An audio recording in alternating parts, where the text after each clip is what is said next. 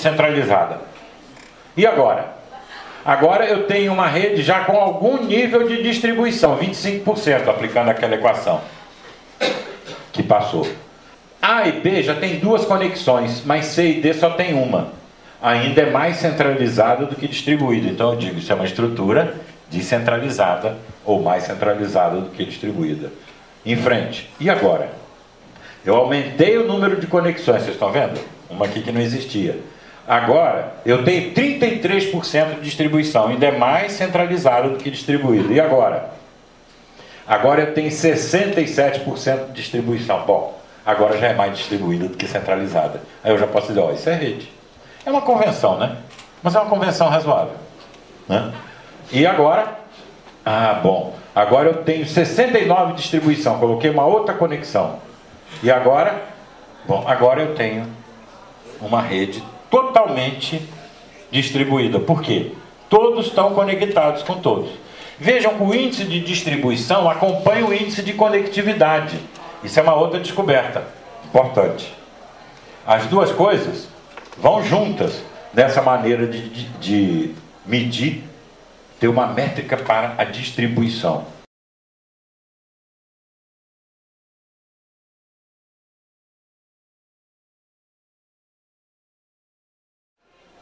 Bom, é aquilo que eu falei. Redes são diferentes de hierarquia porque redes são padrões de organização em que há abundância de caminho. Vocês já viram isso aqui? Burning Man?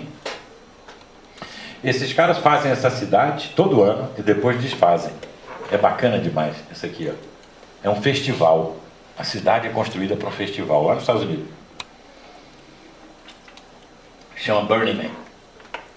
Tem um cara lá que eles queimam, eles tocam música, fazem coisas. Você pode chegar em qualquer lugar aqui, ó, facilmente. É uma cidade horizontal, tá aqui, ó, meio círculo assim. E as ruas são fáceis de achar porque elas são coordenadas simples sobre um plano. E aqui? Aqui é um zigurate, uma daquelas cidades, estado, templo sumerianas. Esse, se eu não me engano, está bem conservado. O zigurate de Uruk. Redes, então, múltiplos caminhos. E é só uma imagem bacana para a gente ver. Isso aqui é muito interessante, viu, gente? O papo hoje aqui é a relação entre redes e democracia, né? Estou aprofundando o negócio das redes para a gente depois ir tendo choque na questão da democracia. A gente fala em participação, né? Mas redes não são um bom ambiente de participação, não. Olha só dois desenhos que são desafiadores para a gente sacudir esse negócio. Aqui é meio participação, né? A galera votando lá com o crachá na mão. Participação. Democracia participativa, tomando decisão. Na verdade, aqui eu estou gerando escassez. Toda vez que você coloca um troço em votação, você está gerando escassez. Votação, rodízio, sorteio. Está gerando escassez onde não precisava. Em redes, quanto mais distribuídas forem a rede, menos mecanismos geradores artificiais de escassez você vai introduzir. Pensem alguma vez em que a votação que vocês já participaram em alguma organização da sociedade, social ou política, era absolutamente necessária e não tinha como resolver o assunto de outra maneira. É difícil vocês acharem um exemplo. Por quê? Vamos eleger uma diretoria. Bom, já começa assim com a história da diretoria, porque tem que ter. Mas vamos dizer que tenha. Vamos eleger a diretoria. A diretoria cabe 5 pessoas, mas tem 12 querendo, então vamos fazer uma votação. Então vamos fazer uma diretoria de 12. Mas por que não fazemos uma diretoria de 12? Os 10 mandamentos proíbem fazer uma diretoria de 12? Não. Foi um gaiato que inventou que tem que ser 5. Aí o outro inventou que tem que votar porque tem mais do que 5 querendo. Pronto, votação. Gerou artificialmente escassez onde havia abundância. Ué, faz uma de 12. De 12 vai ficar muito grande. Quem disse? Então, divide ela em 2 pedaços, faz o lado A, o lado B. Ou seja, tem 1000 maneiras de você lidar com a abundância sem gerar artificialmente a escassez. Quando você gera a escassez, você gera a ideia de participar de alguma coisa que já está estabelecido ex ante ao processo. Por isso a palavra participação não é muito boa. E essa imagem das pessoas votando não exprime processos democráticos em ambientes distribuídos, com alto grau de democratização. Mas aqui, vocês viram esse desenho aqui, que bacana? Aqui exprime, ó. Essas pessoas estão pintando juntas a Mona Lisa. Olha que bacana. Não tem produção artificial de escassez ali. Elas vão pintando, cada uma está pintando um pedacinho. Típico processo emergente de rede. Elas estão construindo junto alguma coisa. A palavra participação ficou ruim porque dá a impressão de que já existe alguma coisa que tem uma estrutura e uma dinâmica determinada e regulada, e você agora está chamando as pessoas para entrar naquilo. Você está sendo parte de uma coisa que já está determinada antes da sua interação determinar de que maneira ela deveria ser regulada. É por isso que grande parte do que a gente chama de democracia participativa, em geral, são esforços assembleísticos, adversariais. Posso citar para vocês aqui, sei lá, até à noite, citando, porque eu já frequentei muito. Então são adversariais. Uma vez eu fui numa reunião de uma tal instância dessa participativa, muito famosa, inclusive mundialmente. E eu já conhecia, já tinha lido, mas nunca tinha. Né? E eu fui lá. Não vou dizer onde é, nem o nome, porque... Bom, e aí eu vi um cara lá, e eu entrei, achei que ia ver lá alguém tratando de um assunto, e eu vi um cara assim, ó, andando com um negócio que tinha um número 1. Ele andava assim, no meio das cadeiras. E aí apareceu um outro, vindo da outra ponta, com um chamado 2. Tinham 2 aqui. E eu disse, que diabo é isso? Rapaz, era a chapa 1 e a chapa 2. Entenderam? Ia haver uma votação, tinha alguém falando alguma coisa, ninguém estava prestando atenção. Uma turma do 1 trouxe o pessoal de Kombi, ônibus, caminhão, moto. A turma da chapa 2 fez a mesma coisa e eles estavam ali no embate para ver quem ia ganhar. A votação em geral produz vencedores e vencidos.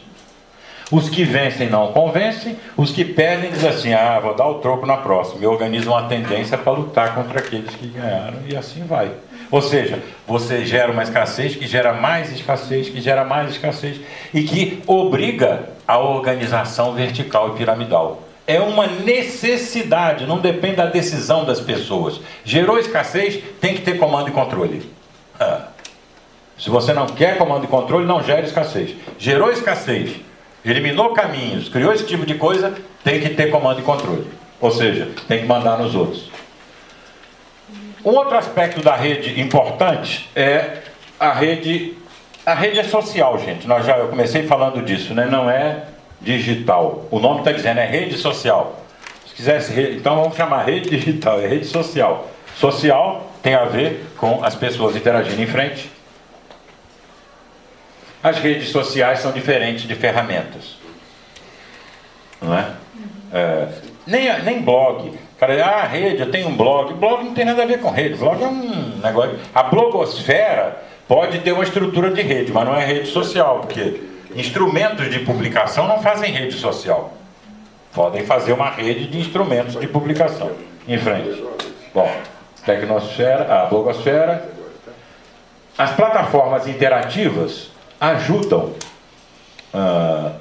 a fazer o NetWeaving de rede, mas elas também não são redes. Aí tem Ning, o Elg, Noosfera, essa que eles estão tentando. Drupal é mais um ambiente de programação também. Tem esse WordPress, fez agora uma plataforma Bud, né? Que é WordPress, que é mais ou menos.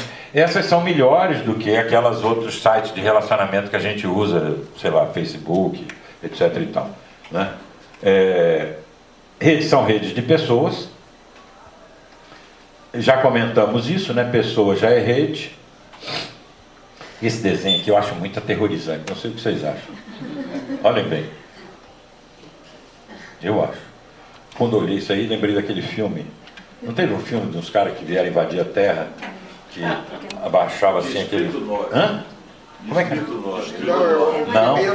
Não, primeiro. Vinha aqueles discão imenso, ficava em cima assim, ficava aquela sombra. Independence Day. Talvez tenha sido o Independence Day. Você olha isso aqui, ó, é isso que nós estamos vendo. Não parece não, gente. É isso mesmo. Entendeu? Não parece, é isso mesmo.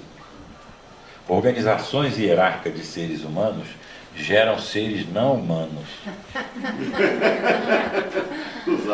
Não é uma piada que eu estou fazendo, você está rindo, mas não é.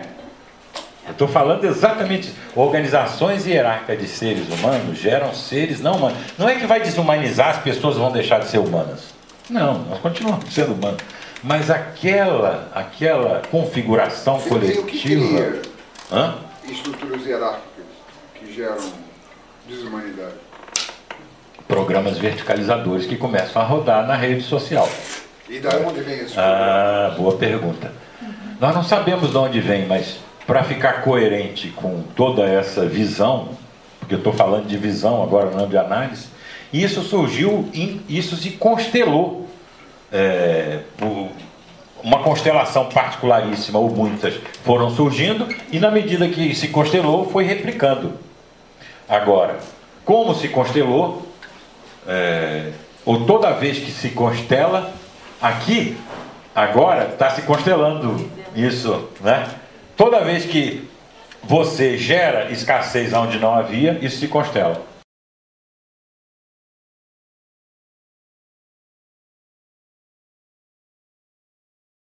Marduk é uma boa ideia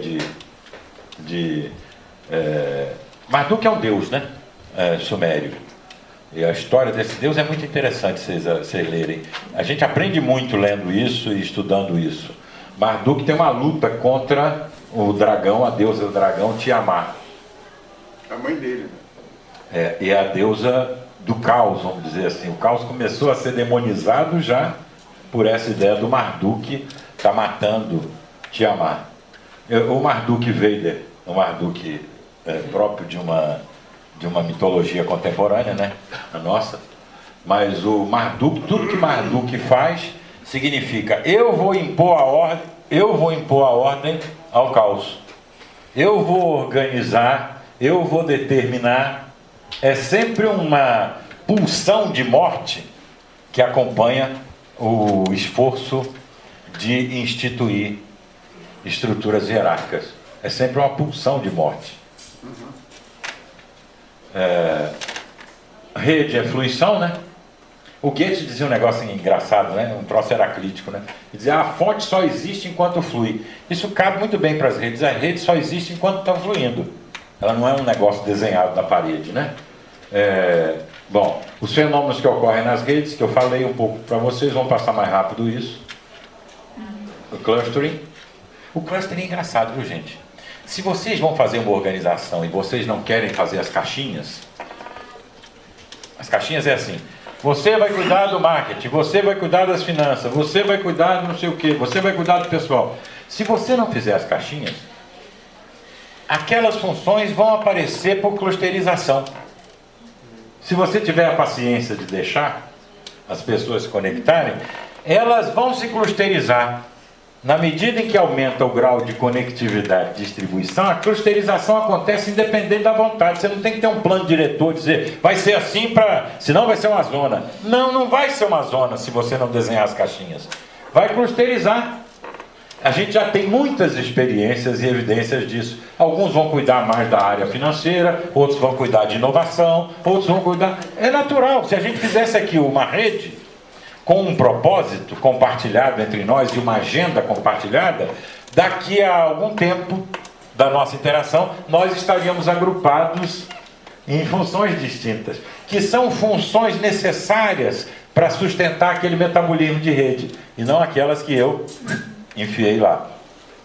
Importante isso. Tudo clusteriza. É uma função de rede. Até as doenças clusterizam. Até as doenças que não são contagiosas clusterizam. Olha que coisa. Doenças autoimunes, por exemplo,